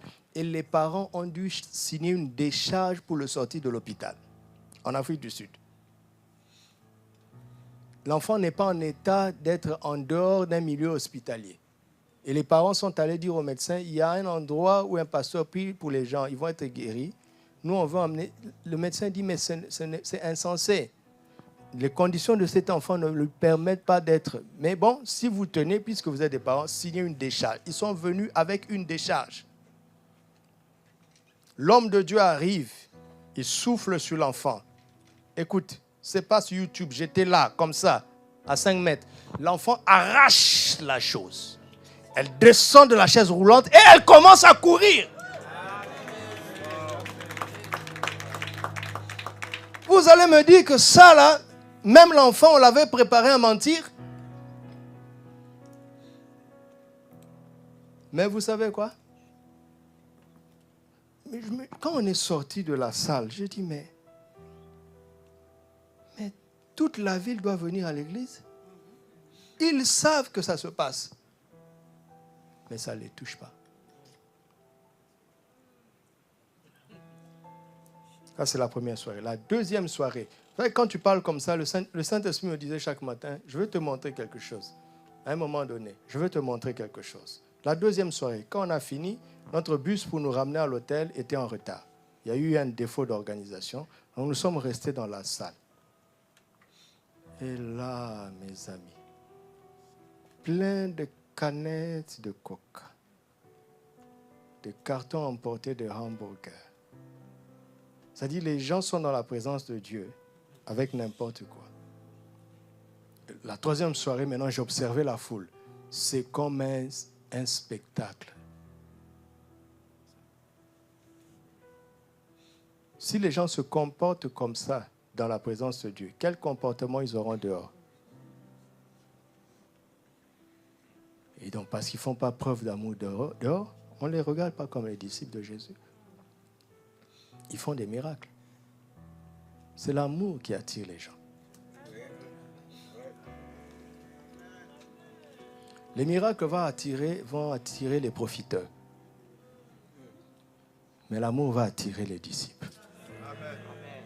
Vous m'entendez? Alléluia. Bon, je dois m'arrêter. Regarde. Dieu ne peut pas te dire, fais ça, s'il sait que tu en es incapable? N'est-ce pas? Alors tu réfléchis, tu dis, mais l'amour de Dieu est en moi. Mais cette offense-là, j'ai du mal quand même. Non, on m'a fait trop mal. Comment est-ce que Dieu va m'obliger à pardonner? Je te réponds, Dieu ne t'oblige pas. Il croit en toi. Il sait ce qu'il a mis en toi. Quand j'étais en prière ici, il m'a donné une image d'un paralytique. Jésus vient, quelqu'un est sur son lit et lui dit, lève-toi, prends ton lit et marche. Est-ce que c'est bien? Tu sais que je suis paralytique? S'il vous plaît, écoutez ça. Est-ce que c'est bien? Ça ressemble à une moquerie? Tu sais que je suis paralytique? Mais qu'est-ce que la Bible dit? Il se leva, prit son lit et il marcha. Jésus, tout le monde le regardait comme un paralytique, comme un incapable. Jésus l'a regardé comme étant capable. C'est pour ça qu'il lui a dit de faire ce qu'il pouvait faire. Maintenant, regardez. Il y a des paralytiques dans leur âme ici. Ils se sentent incapables de pardonner cette offense. Donc tu es sur le lit de la rancune, le lit de l'amertume, le lit du ressentiment. Tu as une infirmité mentale en matière du pardon, en matière d'amour. Tu es vraiment infirme. Un infirme veut marcher, mais il n'y arrive pas. C'est ça ta situation. Tu veux pardonner, mais tu n'y arrives pas. Tu veux oublier, mais tu n'y arrives pas. Donc, tu fais preuve d'infirmité dans ton âme. Pareil. Quand Jésus te dit pardonne, il sait que tu es capable. Il avait mis cet amour en toi. Donc, lève-toi de ce lit de l'amertume et pardonne. Et avance. C'était pour vous dire que Dieu ne peut pas te demander ce que tu n'as pas. Il ne nous demande que ce qu'il nous a déjà donné au préalable. Et comme il a répandu l'amour dans ton cœur, il va te demander de l'exprimer. Tu m'entends? Est-ce que tu m'entends? Est-ce que tu acceptes ça? Je ne peux pas ne pas pardonner à quelqu'un. Depuis que j'ai compris ça. Il y a des gens qui m'ont fait du tort. Il y a des gens qui me font du tort au moment où je vous parle. Et ce n'est pas des gens qui étaient loin de moi. Mais j'en souffre pas. Parce que je connais le secret. L'amour qui est en moi ne peut plus être offensé. Cet amour couvre une multitude de tout. Cet amour excuse tout, croit tout, supporte tout, espère tout. On va continuer. Je dis, cet amour est déjà en toi. Amen.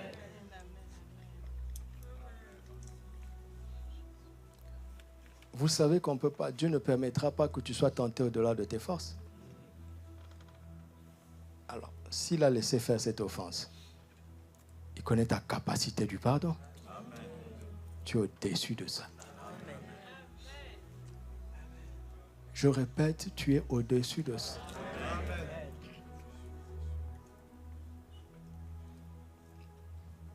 Tu es au-dessus de ça. Hein? Alors, j'ai dit Amen au Seigneur, comme vous venez de le dire.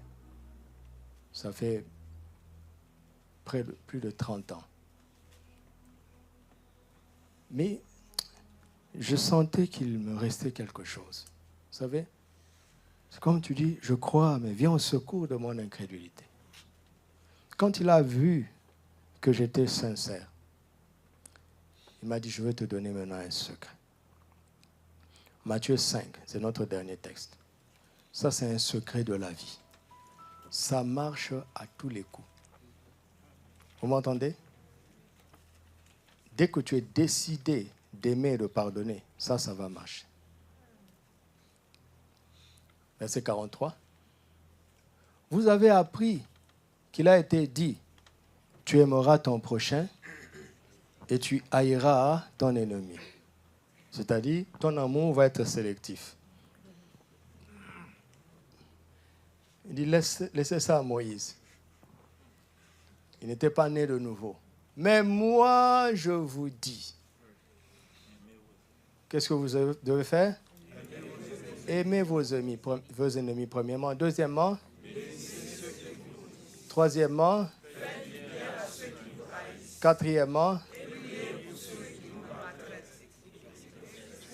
on s'arrête là. Mais c'est une ordonnance médicale. C'est une prescription. Moi qui vous parle, j'ai fait ça. Je ne veux pas donner des exemples pour exposer les gens. Parce qu'il y a des enquêteurs ici, vous allez les reconnaître.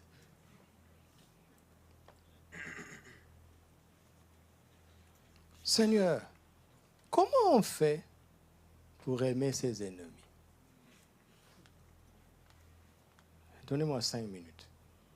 Seigneur dit,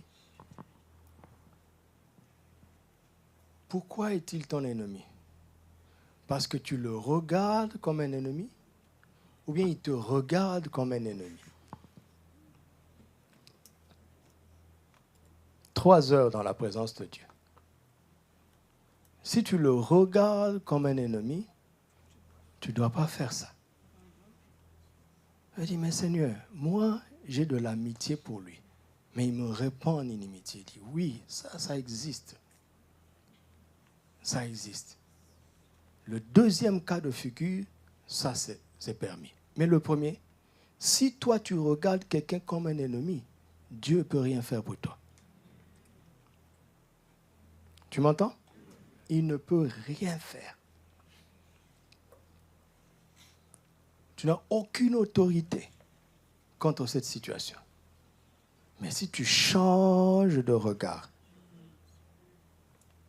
quand Dieu nous a tant aimés, Dieu prouve son amour alors que lorsque nous étions encore pécheurs, Christ est mort pour nous.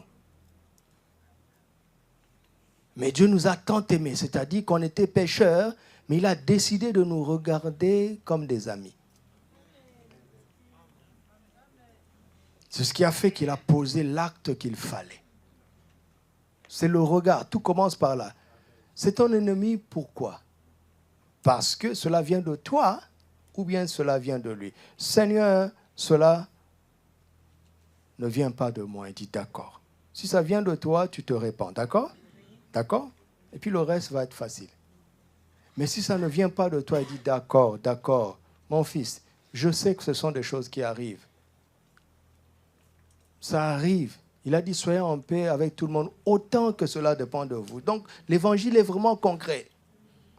Dieu sait dans quel monde on vit. Vous m'entendez? Il sait dans quel monde on vit. Quelqu'un peut décider de te détester sans aucune raison. Tu ne lui as rien fait, mais lui, tu es devenu son ennemi. Mais j'y suis pour rien. Et il va faire en sorte de te contaminer avec sa haine. Pour que par l'amour, il t'attire dans son camp. Refuse ça. Je dis, Seigneur, je refuse, mais qu'est-ce que je veux faire? Il me provoque tous les jours. Je le salue, il ne me répond même pas. Surtout dans le travail. Ça, c'est récurrent. Il y en a même dans les familles biologiques, dans la famille. Je ne comprends pas les chrétiens. Ils disent, non, c'est mon frère de sang, c'est mon frère de sang. Va demander à Abel. Va demander à Abel. Il n'était pas 3 dans la famille. Son propre grand frère l'a tué.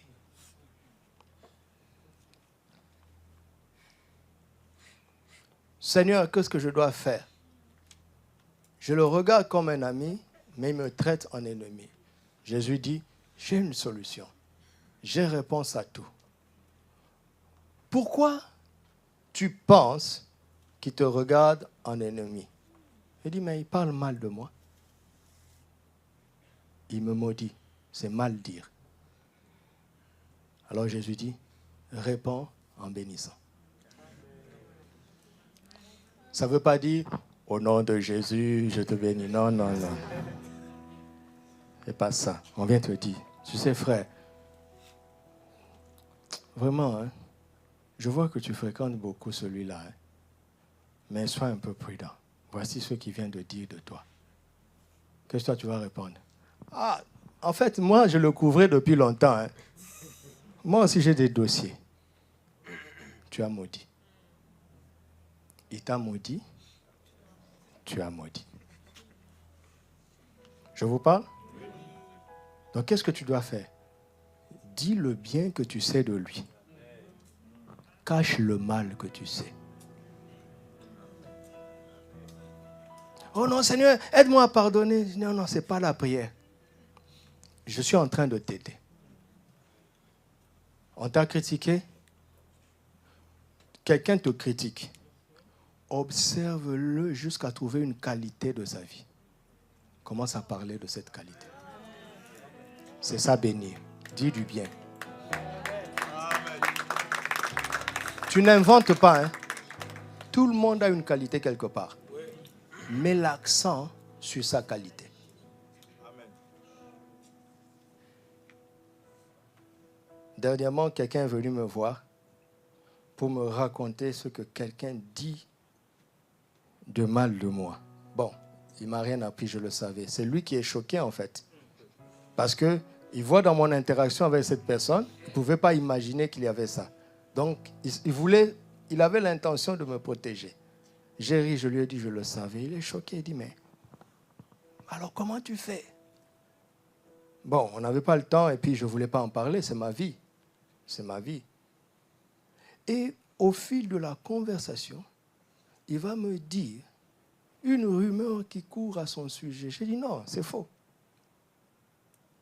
Ce frère-là, il ne peut pas faire ça. Il m'a regardé, il dit, mais pourtant tu le défends. J'ai dit, non, je ne le défends pas. Je le connais. Il a des défauts, mais ça, je vous assure, il ne peut pas faire ça. Il dit, mais ça m'étonne que ce soit toi qui le dises. Je dis, mais c'est moi, je suis mieux placé pour vous dire ça. Donc, en 2 heures d'une visite fraternelle, j'avais l'occasion de maudire, j'ai refusé, et Dieu m'a donné l'occasion de bénir. Je ne parle pas de au nom de Jésus, je t'absous. Non, non, non, non, non, non, non, non. Bénir, c'est bien dire. Il y a quelqu'un qui parle mal de toi, commence à l'espionner dans le bon sens du terme. Il a une qualité, je vous assure qu'il a une qualité. Mets le paquet sur sa qualité. Amen. Et plus tu fais ça, plus l'amertume te quitte. Amen. Oh Seigneur, aide-les à ressentir ce que je ressens.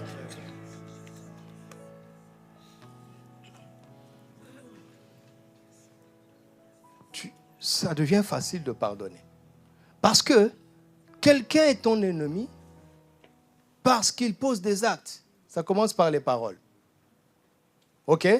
Donc quand tu fais ça, Satan voit que tu as pris le chemin du succès. Qu'est-ce qu'il va faire? Il va chauffer la fournaise cette fois. La personne qui te maudit que toi tu bénis va te montrer de la haine. Là maintenant, il ne parle plus par personne interposée. Il va faire en sorte de te montrer que tu ne comptes pas, tu n'es rien, il te déteste. Quand tu vois ça, dis Alléluia, ça veut dire que ça fonctionne. Ce que Jésus m'avait dit fonctionne. Au lieu de te décourager, je te dis que ça fonctionne. À partir de là, maintenant, qu'est-ce que tu dois faire? Cherche un besoin de sa vie pour lui faire du bien.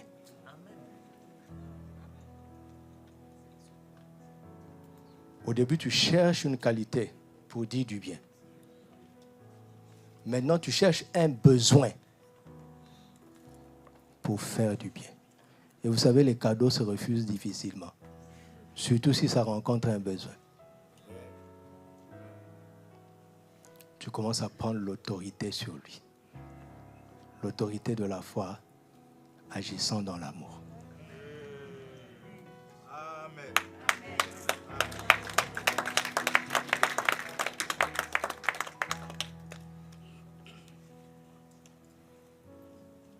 Après, la persécution, c'est comme une oppression, un harcèlement moral.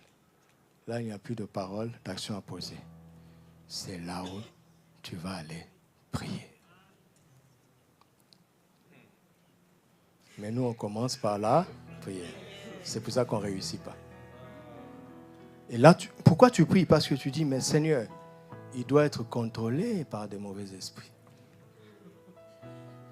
Comment est-ce qu'avec tout ce que je fais, il ne change pas? Ce n'est pas humain? Non? Ce n'est plus humain. Alors, ta prière va le délivrer de cette influence diabolique. Un jour, il viendra t'embrasser comme un frère, en pleurant. Il va dire, mais je ne savais pas ce qui me prenait. C'est sur les charbons ardents dont Paul parle. C'est le feu qui le mène à la repentance. Ce n'est pas le feu de ta vengeance. Il va perdre le sommeil. Il va être tourmenté pour parvenir à la repentance. Jeudi, on va exploiter ça. Il est même écrit, si quelqu'un te fait du mal, fais-lui du bien. Ce sont des charbons que tu mets sur sa tête. On ne manipule pas la Bible comme ça. Mais la bénédiction, les bonnes actions et les bonnes prières vont l'aider à entrer dans la repentance. Ça va le dégager de cette influence. Pourquoi? Parce qu'en faisant ça, avec la foi, agissant dans l'amour, tu deviens une autorité spirituelle pour libérer les gens des oppressions sataniques. Tu deviens un boss dans le monde spirituel. Tu m'entends? Quelqu'un veut entrer là-bas?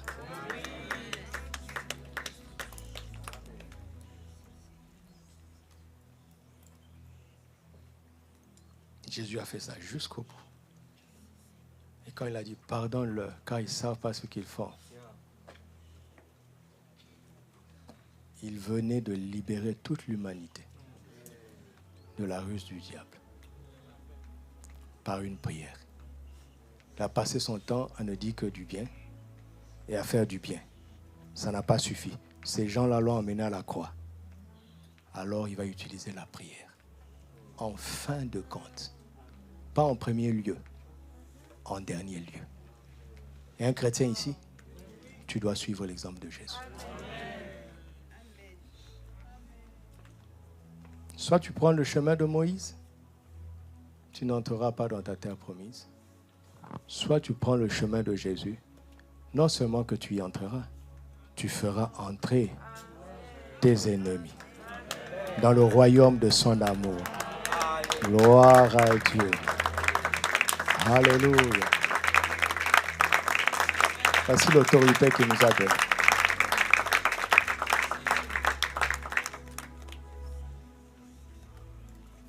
Affichez ce cantique. Pasteur Cyril va nous aider à le chanter simplement. Et on va s'arrêter là aujourd'hui.